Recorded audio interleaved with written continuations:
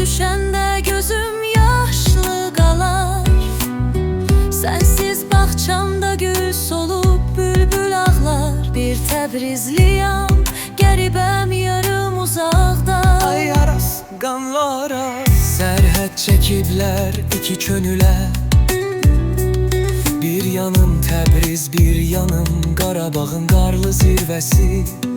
Gəl desəm yol bağlı, ürəyim yaralı. Ayrılıq oduna yandım, kül oldum ay. Yəqin ki firağın eləmişəm qanı. Ey dağlar, ey səhralar, mənim yarım hansı diyarda? Arasa bir salıncaq qur, ya xəbər al, ya məni apar. Vay cüzra, tərəmçi,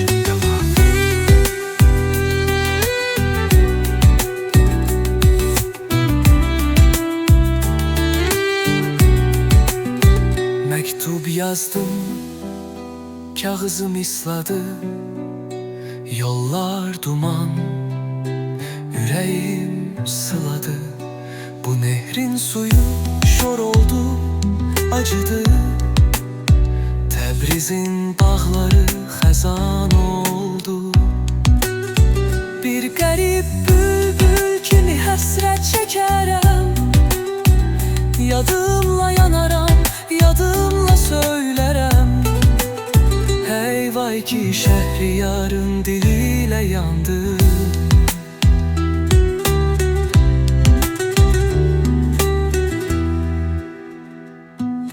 Ey dağlar, ey səhralar, bir yanım Təbriz, bir yanım Qarabağın qallı zirvəsi. Gəl desəm yol bağlı, ürəyim yaralı.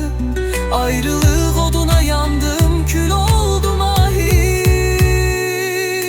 Ey dağlar, ey səhralar, mənim yarım hansı diyarda? Arasa bir salıncaq qur, ya xəbər al, ya məni apar.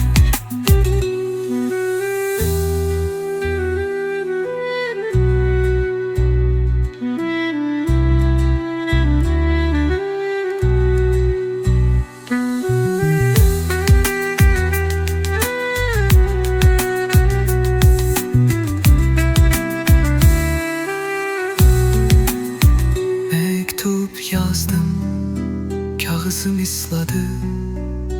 Yollar duman, yüreğim sıladı. Bu nehrin suyu şor oldu, acıdı. Təbrizin bağları xəzan oldu.